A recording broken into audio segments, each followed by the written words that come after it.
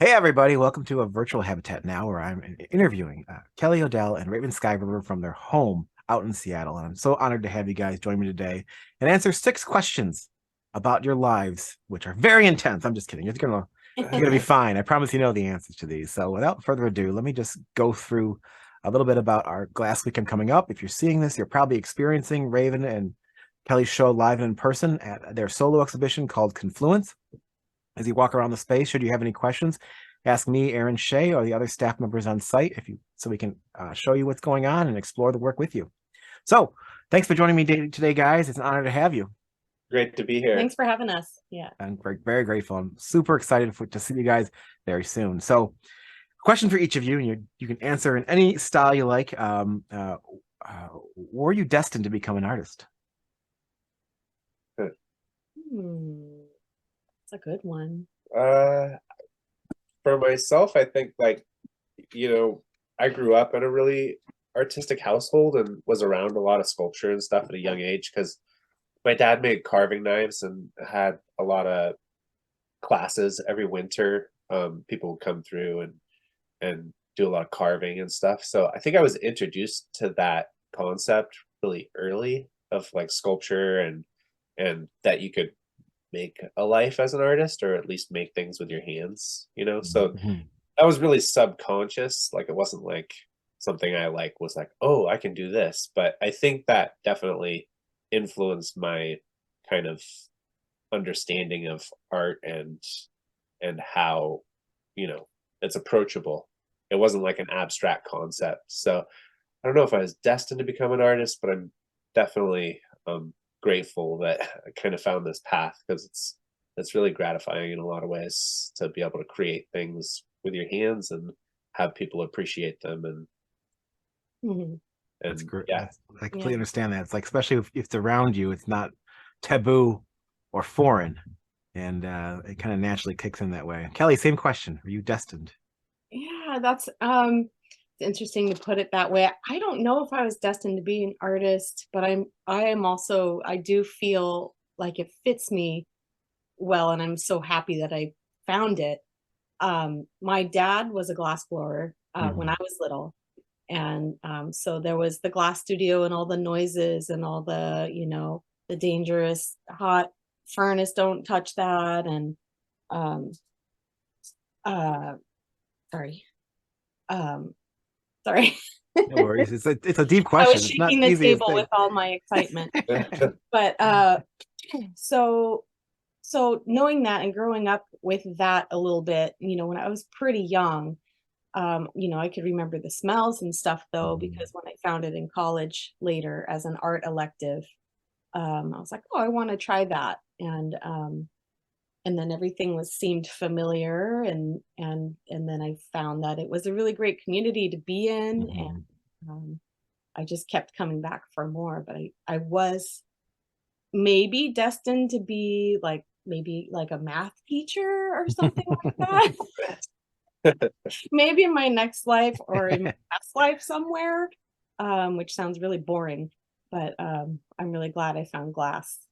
We are too. That's great. That's a great answer. Both of you guys are destined to become artists. I'll answer it for you. The answer was yes. Um, so the next question, and Kelly, you kind of answered it, was why glass? How did you discover it? And Kelly, you probably go with continue talking because you kind of grew up with it. Yeah. I feel like just all the familiarities with maybe my childhood. It was good. I grew up in Hawaii, and everything was green and beautiful, and we had this cool coffee shack um, Hmm. with a glass blowing studio right next to it, and that was just part of, I guess, part of who I was. So going back to it, I think felt pretty natural to me. That makes a lot of sense. Raven, why glass? How did you discover it?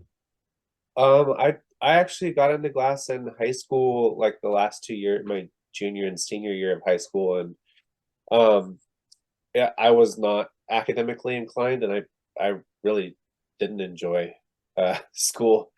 And there was an alternative high school program that was being offered, so it was kind of like vocational. Like Mm-hmm. some of my friends who were in the same boat, they went and worked construction or learned a trade and got so we would do that 2 days a week and get high school credit for it. So I ended up connecting with local glass artist Huron Lopez, named Lark Dalton, and he and his wife Corey Height have olive glass up on the north end of the island. And I think my mom was like, "Oh, you should go ask Lark," and I was like, "Okay." So I was like, approached him and said, "Is there any way I could help you?" And they said yes, and so I would go and work there 2 days a week. And as soon as when I first went there, were building a furnace because he was rebuilding his furnace. So that was interesting, but it wasn't that amazing. Mhm. But I'm really grateful for learning all that stuff. But then when we first started blowing glass, like a month or so after I started helping him out, I was like, "Oh wow, what is this? This is crazy." So, and I just was completely addicted at that point and haven't really looked back. So That's great that they are able to bring you in to help, and you're able to continue there to learn. And that's a great story. Yeah. All right, here's a loaded question. Uh, Tell me about your influences and the experiences you use to create. Let's go back to you, Raven, first. uh Influences, experiences. yeah, so I mean, I definitely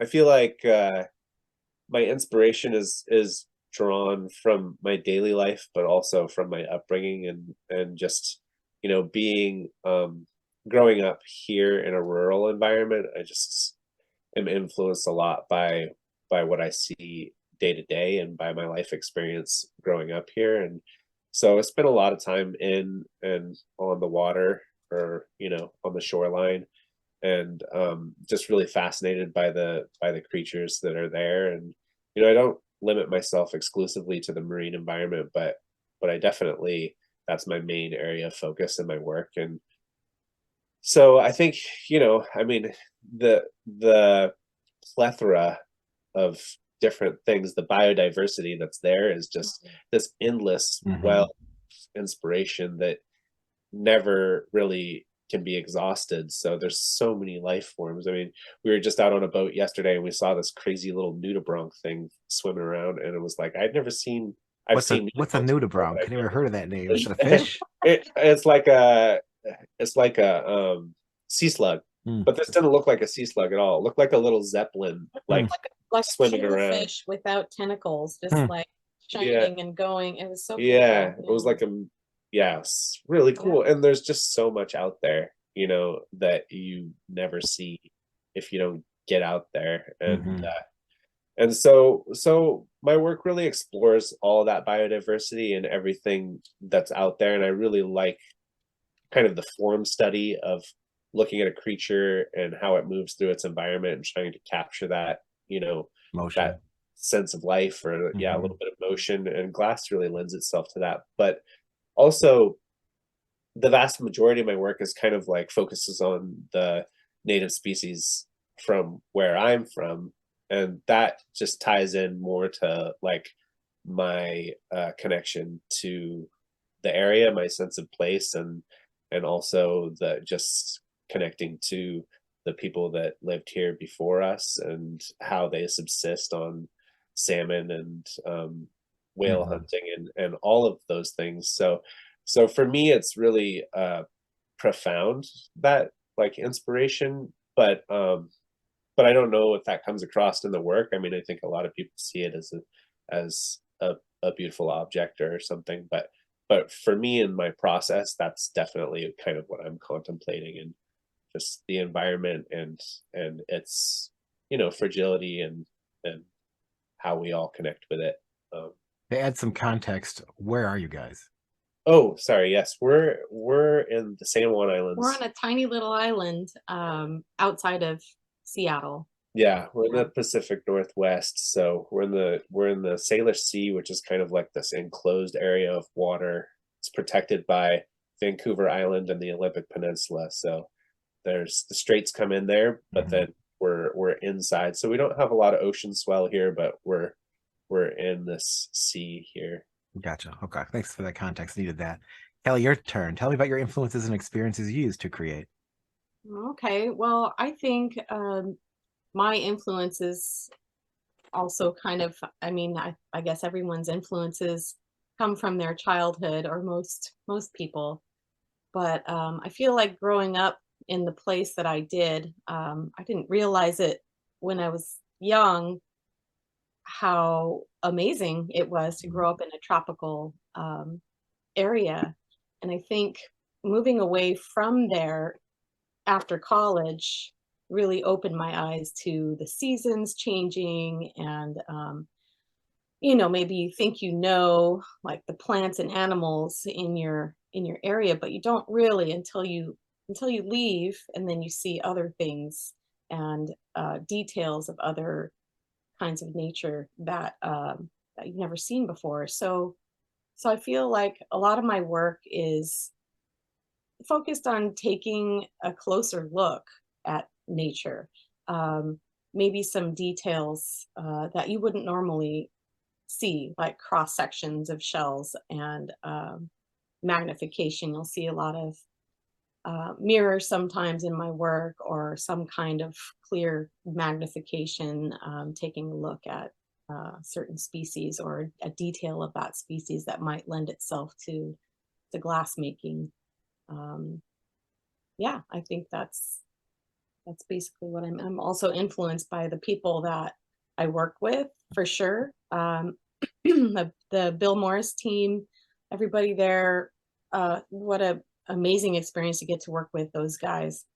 Um, Both of you worked with Billy Morris, right? yeah, we had I think it was the last few years of Bill's career where we got to be on that team, and just watching their incredible hands Mhm. making all these things just blew our minds every day. Yeah, I Yeah. definitely looked at that as like my college education being there, you know, it's like that approach, of each of the team members, Mm. working for Bill and working with Bill, and the synergy in the between the team, and how you could make several small things become a large thing, or Mhm. or how Mhm. just that approach was revolutionary in my mind, because I just hadn't seen that before. And so The way we think about making work, I think. yeah, Yeah. so from a Yeah. technical aspect, Yeah. not even like you do this and then you do this. It's more like the approach is like, how do you conceptualize like how to construct a piece? Like Mhm. kind of the bigger picture. So yeah, it's invaluable, like being able to work with those people, like, and see how they could visualize how to make something. And how they problem solve. Yeah. Yeah, Mhm. problem How solving they on the hit their fly. And challenges, yeah. and yeah, we were just right there. You could Mhm. see it all.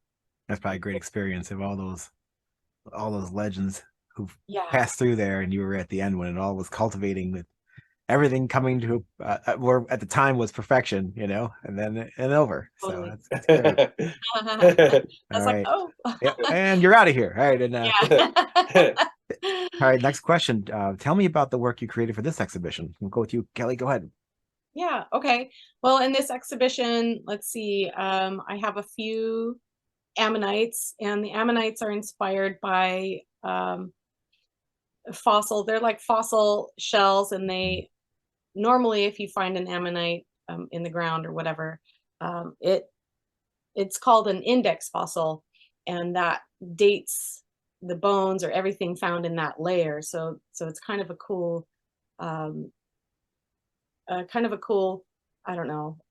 It's also a really cool form, and it's hard to it's hard to make it. So it's Mhm. really fun for me. It's a kind of a sorry, I'm just kind of losing my words here. It's kind of a challenge every time Mhm. for me to make it for us, and I definitely depend pretty heavily on my team. Um, but yeah. Okay, so I've got some ammonites, and they've got some leaves coming out of them, or maybe some shell clusters. I really played a lot with transparent colors this Mhm. time, which is a little bit different for me. So if you see some of them are backlit, you can see those colors really. just come out. I have a couple of castings in there that are like cross sections of shells. But they're not just like cast. They're not kiln cast. They're like hot cast, and then and then we pick them up on a punty and then work them in the glory hole some too. So Kelly will cast like hot glass into graphite and then add some elements and cast more glass onto it, and then we'll pick it up, and then she can change the form. I can kind of fire polish it yeah, too, a little bit, soften all those edges a little bit. It's kind of it's a pretty cool process. It's pretty fun. I hope that the Henry Ford records you. They have an amazing facility there, so we'll get a copy of what they do too. Yeah, that's exciting to see. I want to explore that there at the Henry Ford. I mean, I'll do maybe a little bit of everything, but I really kind of want to develop this this new series. I'm pretty excited about it. I brought a couple if you want to see really quick. Absolutely. Yeah, sure. Please. Here's one. Oh yeah, very cool. Get a chance to see these forms floating in the glass. Yeah, so on one side there's the Marini there, and on the other side there's just some kind of distortions and very cool. Optically is really pretty cool how it the glass just bends the light like that. For me, they're kind of like little cross sections of. They're kind of like a play on the glass block with something very fun and detailed inside of it. Yeah. Glass is just so amazing how it's just so cool. Bends the light. We'll talk more about that, Kelly, when I see you. I promise. And Raven, tell me about the work you created for this exhibition. So there's a few different pieces. The hesitate piece is kind of a little bit of a something different with the chameleon on the branch, and again, form study. I'm looking at texture and form and proportion, and just it's really fun to just kind of like break out a little bit and try something different. So that's something terrestrial being that isn't in this area, but something that's really fascinating and fun to try and very different. And I always like when I can add some leaves and branch kind of components as well. So it's something that is just really like pleasing process wise, because you kind of get to do all these different things and then put it all together, which is always the funnest part, is putting it together. And then I have the Thresher Shark, which you guys have had there for a little while, but that was at Glass Coast, and that piece is something I'm really happy with, and I made that at Pilchuck Glass School, and then also the Blue Water, the Marlin, I made at Pilchuck Glass School, and those larger pieces I definitely need a bigger team, so that's something in a bigger space, bigger equipment. So those are things that we don't usually do here in our own shop, because we need all those extra things like steel pans and a larger space. And then I have a couple other usual cast of characters. I have a sea lion and a walrus and a seal and a frog, and the beluga whale came out really nicely. So I hope it's a good Kelly and I have a collaborative piece, the Nautilus, where you can really see both of our aesthetics kind of married there, which is really nice. I want to ask you about that piece too. So who did what in that piece? I'm guessing you did form and you did tone and color, I'm guessing. It was a mix. It was a mix of all that. So you can see like Kelly's shell shape, and that Nautilus shell is very similar to her ammonite shell shapes. And then we talked about color a lot. So collaboration is always really fun because it's a lot of like give and take. And so that's my next question, right? Kelly worked out the pattern, and then I did the soft body parts, and then we put it all together. The tiny details. Right. I could see that definitely, because I was looking at it close up. Yeah. So that ties it in. What's it like to work along your spouse, and work together to create? Is it easy? Is it hard? Ups, downs? I'm guessing a little bit of everything. Oh, it's definitely easy and hard Yeah, at it's a the little bit of same everything. time. It's a little bit of everything. Yeah, I think we definitely had to go through some period of time where we're like, you know what, we just got to let this go and make way for just the artwork 1st. Let's just Mhm. put that first while we're in the shop, set foot in the shop, and just, because we're heavily dependent on each other, especially Mhm. now that we live here on Lopez Island and there's, not a lot of help here. Yeah. So um we got to make it work. Mhm. No, we do. We But we do pretty do, good. and it's been pretty great. Yeah, no, I think I feel pretty we do lucky. well working together. Sometimes, it's a lot to work together and live together and raise a kid together and all those Mhm. things. But I mean, those are challenges everyone deals with, and I think in the shop we kind of talked about it, building our own studio and stuff. We were like, this has to be like our sacred space. Mhm. We're privileged to have this place to work, and Hmm. we need to make the most of it. And and for the most part, we've really been able to do that. It's been a pleasure working together, and we're trying to put together some other avenues where we could have an intern here, or we can, Hmm. we're trying to train up some local help. Mhm. So we have some local talent here to So draw one of on. us can get a break too and Mhm. just work on other things. Yeah, because And when the furnace is on, it's kind of full on. We're like hmm. working all the time. Right. So we tend to get along, but the dishes stack up and the the other things, we have to check Ren's pulse every now and then. Right. So yeah, it's a lot. Yeah. But working together, we've done really good. We've worked together for the past 20 years almost. So, Wow. we're pretty good at reading each other's minds and knowing kind of what's next. And we both share the responsibility of keeping the shop running and stuff. So That's it great, works out. guys. That's great. It Yeah. makes sense. It makes a lot of sense in the Yeah, I idea feel that, like we're pretty lucky there. Yeah.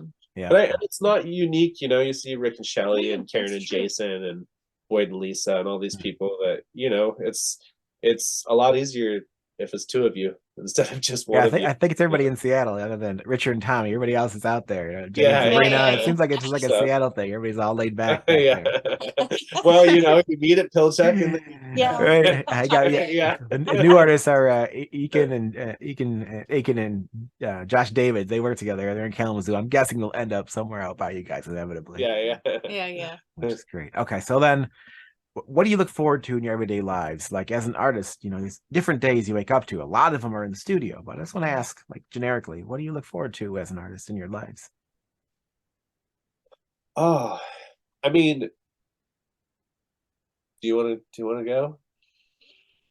Oh, I look forward to getting in the garden.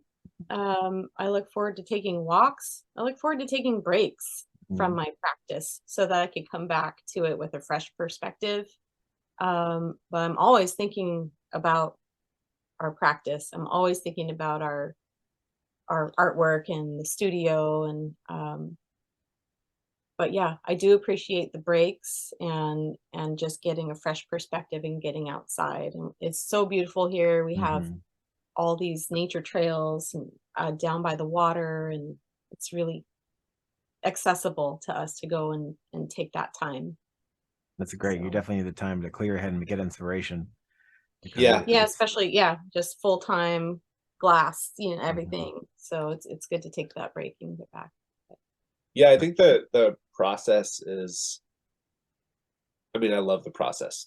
Blowing glass is Mhm. so much fun. It's like a time you get to hang out with your friends. It's teamwork oriented.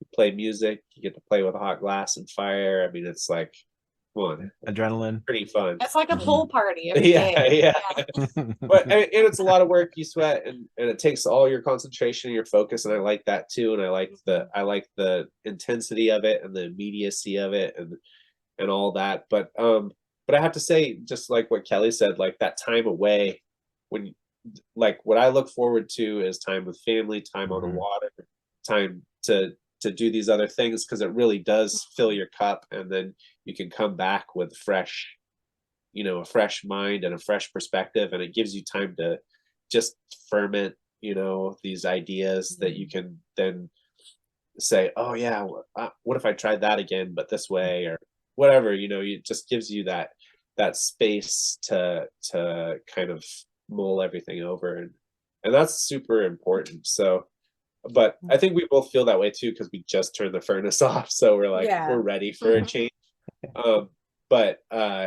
But yeah, it's those things that, those moments, like, again, we were on the boat yesterday and we pulled up a shrimp pot, and there was a big octopus in there just eating all the shrimp, and it's like, to see that firsthand and like touch the octopus and like look at it, you're like, oh my god, this is like, this is the real world. it's like, happening it's like an outside. alien, like right there, and you get to touch it.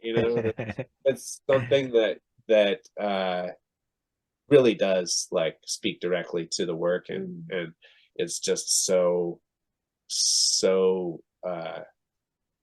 invigorating and amazing to see something like that you're like firsthand, that where you're like, okay, this is what it's about, and that is what the work is about. And it always feeds you. It just feeds it's like a cycle that we need, I think. Yeah. And so we do kind of have that ebb and flow. So usually we teach or have shows like with you guys and stuff in the summer, and then in the fall and the winter, spring, we have the furnace on and we're making stuff. So we're kind of like we're a one-stop shop. So we do the glass, the cold working, the glass blowing, the cold working, the stand making, the packing, the shipping, and some of the photography as well. A little bit on the photography. Yeah. So we need time for all of those things. So we're usually off for the summer, and then off over the holidays and a little bit. So we have this seasonal kind of aspect to our work, which it's nice you have that time to look forward to too, because you kind of have a plan in place. So like how hard you have to work for X amount of time. That way you can, actually relax and clear your head. That stuff's very needed in all jobs, especially when you're dangerous jobs like fire and heat. I have to run an auction sometimes and I'm half asleep, and it's not good. But all right, last question for you both. Go ahead. Oh, sorry. I was just gonna say, when we're in the hot shop, it's teamwork, music, do the thing. And then when we're doing metal work, it's like headphones on, podcast, do the other thing. It's a big shift, Adjustment, a nice difference, contrast. Good, guys. We're really looking forward to your exhibition at the gallery. I'm very excited about it, and I'm eager to. This is our first solo show for you, Raven, and our first experience with you, Kelly. So we're honored and excited. And I think people, both in and outside of our world, will love it. And we have a huge turnout coming in for our international exhibition, with the ACG coming, our clients coming, and then the artists coming to town, plus Gas being there, plus Michigan Glass Project. We have a bus bringing people from downtown Detroit to see the show on Friday. It's going to be a lot of fun. Yeah. And I think you guys will really enjoy it for what you're there for. I don't know if you're going to Gas or not, but doesn't matter. It'll be great to see you all. And so this is my last question. If you could have an exhibition anywhere, and I mean anywhere, where would it be? Kelly, go first. You said you first. Oh gosh. That's a tough one. Outer space. That's a great answer. It's called Black. Look, everybody, I made that. That's very nice. All right, good enough for me. We did try to get this exhibition opportunity going at I was going to talk about that too. Monaco, the national, or the Oceanographic Museum in Monaco, and we did go and check it out, and it was beautiful. Yeah, we met with some of the people there, and it's this crazy museum in Monaco that has all these whale skeletons, shark specimens, and these giant glass tubes in formaldehyde, and like bones. The whole ceiling is covered with whales and dolphins and all their skeletons, like kind of reconstructed and animated in this like swimming kind of lifelike way, and there's all the walls are covered with specimens, like jars of specimens. Yeah. So Yeah, and that sounds amazing. We talked to them, and they were actually interested because we were working with our friend Antoine, in Biot at his shop at the Studio Perini, and so he had some connections there, and we went and we met with the people there, and they were interested in doing a show, but it was logistically it was difficult because of where we live and where they are, and also there was a big staff shift like right after we met with them, so it just kind of fizzled out. But I would say that something like that, where like in a natural history setting, or you know, kind of to be alongside something in a museum like that would be really cool, just because I feel like it gives it context. Yeah, and it becomes, you know, it kind of ties the natural world together with the art world, and I always love that confluence between you know, art and science. So it's where you see people that are, you know, have the PhD in the relevant field, and then you have art, and where those two things meet is really really cool to me, because it takes this beautiful object or this maybe abstract concept and then brings it into context with I think that'd be a great idea, because then you're already in the experience, and then you have another whole experience in that experience from your hands, and that and it can open amazing. people's eyes from a science perspective. They can be like, whoa, what is this crazy art? And from an art perspective, they can say, wow, I'm actually really interested in what's the science behind. Yes. So it kind of works both ways. Whatever your interest is, it draws you in the opposite way. So. Well, we'll work on that, guys. We'll get you inside a aquatic natural history museum with a National World Artwork Show. We could dream, right? Yeah. Smithsonian's been picking up glass lately. I went there not too long ago for a show, and we had some work in that, which was great. And it's nice. And Preston was just there, right? Yep. He was at the American Indian Museum across the street. I had a chance to go see that personally. It was incredible. Yeah, we saw the show when it was here at Tacoma. Raven in the Box of Daylight. But I think it was a different, it was a different iteration there, because I think he added some work and maybe changed the layout a little bit. But really cool immersive experience with that. Yeah, I think it's at another museum right now, the Chrysler Museum. So it's great that it's able to keep traveling. I have a ton of logistics questions to ask him, and I should have, but he was busy that day. Yeah, he stays busy. He does. He's definitely on top of his game right now. Well, great having you both guys here. We're honored to have you in this exhibition. If you're walking around and you want to watch this again, it will replay soon. So make sure you tune in to check out this talk again, which was 7 questions with Kelly and Raven. Thank you guys for joining me today. It's an honor to have you both, and look forward to seeing you guys very soon. Yeah. Okay, thanks so much. See you soon. All right, guys, have a great day. Bye. Hey, you too.